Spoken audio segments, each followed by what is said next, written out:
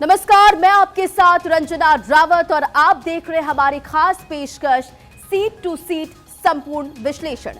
वाराणसी, काशी, बनारस, नाम चाहे जो भी ले, ये शहर अपने मिजाज के लिए पूरे देश में अलग स्थान रखता है।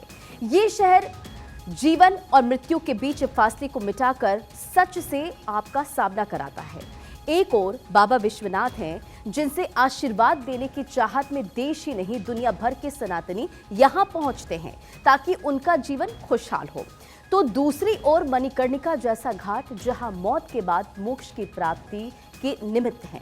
अग्नि संस्कार के लिए मृतक के नश्वर शरीर के साथ उसके परिजन देश के हर हिस्से में यहां पहुंचते हैं और इन सब के बीच वाराणसी सिखाता है जीवन जीने की कला कि आज मैं कैसे जिए, कल की चिंता से दूर। यही वजह है कि इस शहर में कभी भी अपने भविष्य के लिए, अपने विकास को लिए राजनीतिक महत्वाकांक्षाएं नहीं पाली, कभी भी किसी से कुछ करने की उम्मीद नहीं पाली।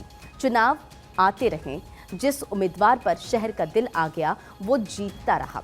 वाराणसी कभी कांग्रेस का गढ़ था, लेकिन सीपीएम और जनता पार्टी से इसमें सेंध लगाकर ये बता दिया कि कांग्रेस अपराजय नहीं है। 1996 के बाद से बीजेपी यहां इतनी मजबूत के साथ आगे बढ़ी कि एक के बाद एक 3 बार इस सीट पर काबिज हो गई। अब प्रधानमंत्री नरेंद्र मोदी एक बार फिर यहां से चुनावी मैदान में हैं और इतिहास बनाने से एक कदम दूर।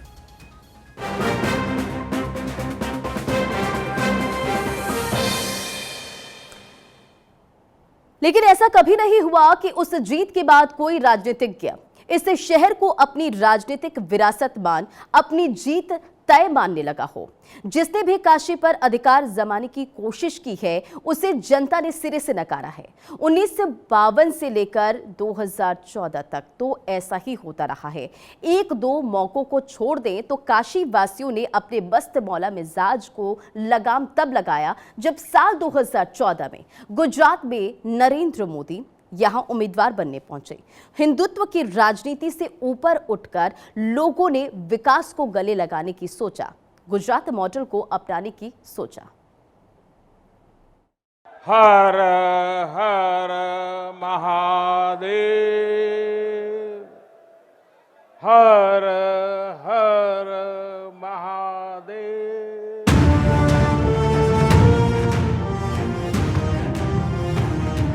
देश के प्रधानमंत्री जब जब काशी पहुंचे, इन जयकारों ने वाराणसी को न सिर्फ जोश और उत्साह से लबरेज किया,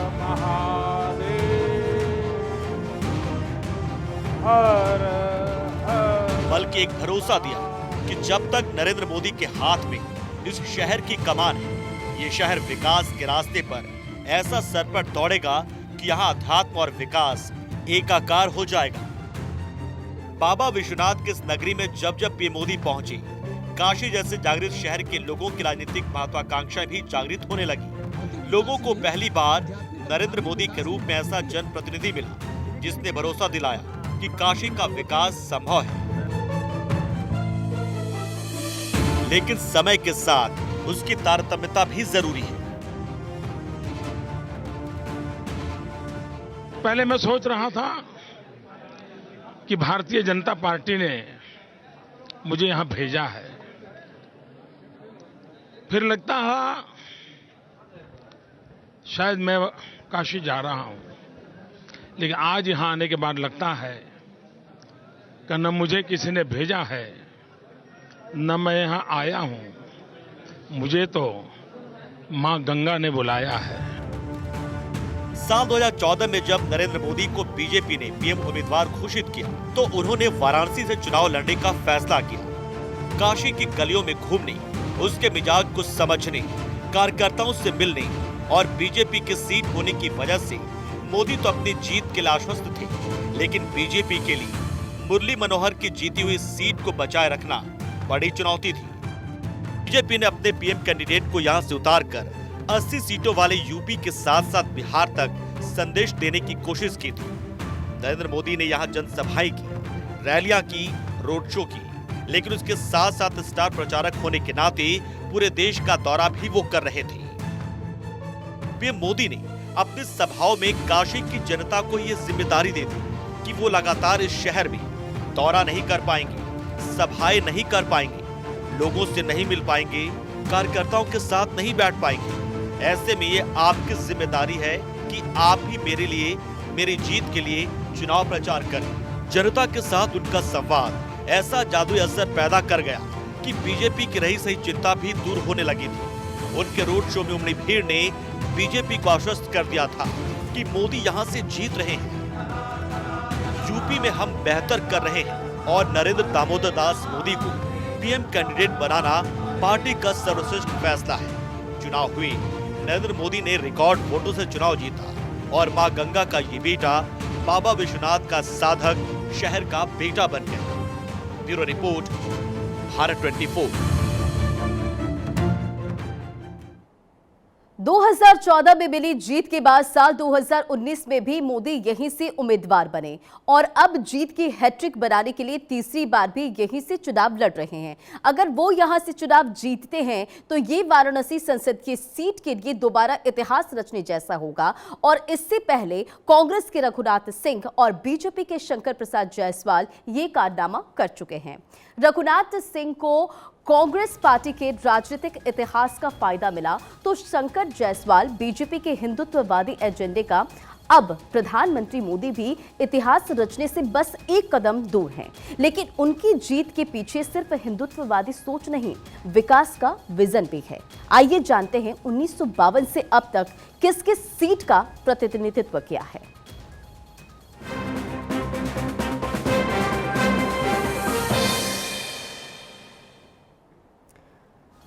वाराणसी लोकसभा निर्वाचन क्षेत्र के बारे में जानिए। निर्वाचन क्षेत्र की संख्या की अगर बात करें तो 77, मतदान की तारीख की अगर बात करें तो 1 जून 2024। कुल मतदाता यहां पर 19.50 लाख हैं।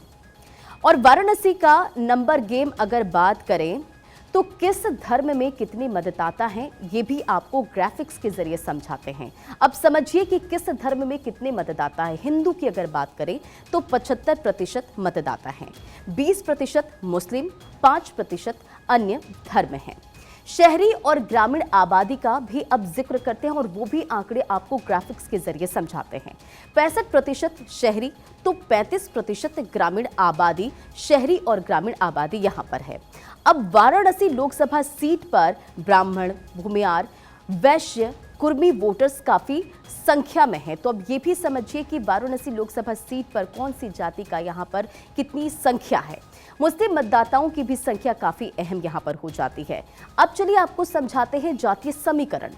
3 लाख ब्राह्मण तो 3 लाख मुस्लिम, 3 लाख गैर यादव ओबीसी, 2 लाख से ज्यादा कुर्मी और 2 लाख वैश्य, 1.5 लाख भूमियार तो 1 लाख यादव, 1 लाख अनुसूचित जाति यहां से हैं।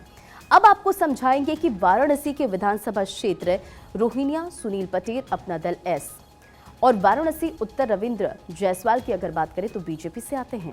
वाराणसी दक्षिण नीलकंठ तिवार बीजेपी से। तो वाराणसी विधानसभा क्षेत्र की भी पूरी जानकारी आपको ग्राफिक्स के जरिए दे रहे कि विधानसभा क्षेत्र कौन सा है, विधायक कौन से और किस पार्टी से आते हैं। वाराणसी कैंट की अगर बात करें तो सौरभ श्रीवास्तव जो कि बीजेपी से और सेवापुर से नील रतन सिंह पटेल जो कि बीजेपी से।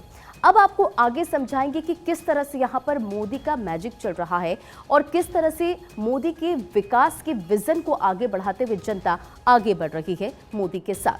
देखिए 2014 की अगर बात करें तो नरेंद्र मोदी कुल वोट यहां पर 5,81,022 मिले थे और वोट शेयर की अगर बात करें तो 56.37%। अरविंद केजरीवाल की बात करें तो यहां पर कुल वोट उनको 2,09,238 मिले। वोट शेयर की अगर बात करें तो 20.30%। अजय राय की अगर बात करें तो कुल वोट यहां पर अजय राय को मिले हैं 75,614 और वोट शेयर 7.34%। अब आपको 2019 का आंकड़ा दिखाते हैं। नरेंद्र मोदी एक बार फिर से चुनावी मैदान में 2019 में कुल वोट उनको मिले 6,74,664 और वोट शेयर की अगर बात करें तो 63.62%, यानी कि पिछली बार से ये वोट शेयर और वोट प्रतिशत यहां पर बढ़ा है। शालिनी यादव कुल वोट अगर की बात करें उन्हें तो 1,95,159 उन्हें वोट मिले और वोट शेयर 18.40%। अजय राय को यहां पर कुल वोट मिले 1,52,548 और वोट शेयर यहां पर 14.38%, यानी कि अजय राय की अगर वोट शेयर और कितने वोट मिले अगर पिछले आंकड़े से इसे कंपेयर करें तो यहां पर यह आंकड़ा बढ़ा है। तो प्रधानमंत्री नरेंद्र मोदी यहां से लगातार 2 बार जीते, तो उसके पीछे कारण ये नहीं था कि वो पीएम कैंडिडेट या बतौर पीएम यहां से चुनाव लड़ रहे थे। उनकी जीत के पीछे हिंदू हृदय सम्राट वाली छवि तो थी ही, एक बड़ा कारण था उनके विकास के विजन का। जैसा गुजरात में उन्होंने किया वैसे ही उम्मीद यहां की जनता को भी उनसे थी। वो एक चेहरा थे जो राजनीति में परिवारवाद का पुरजोर विरोध था। उनका जनता की आंखों में आंख डालकर पूरे विश्वास से अपनी गारंटी देना, मतदाता के दिल में भरोसा पैदा करना और जीत के बाद वाराणसी का कायाकल्प करना उनकी जीत का गारंटी बन चुका है, जो तीसरी बार उनकी जीत की राह को आसान बना रहा है।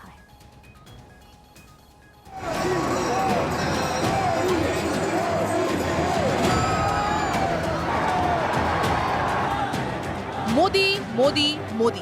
प्रधानमंत्री नरेंद्र मोदी की रैलियों में, जनसभाओं में और रोड शो के दौरान लगता ये नारा विकास और विश्वास का प्रतीक बन चुका है। चाहे देश का उत्तरी हिस्सा हो या दक्षिणी हिस्सा, हिंदी भाषी राज्य हो या गैर हिंदी भाषी राज्य, हर जगह मोदी का सिक्का बराबर चलता है।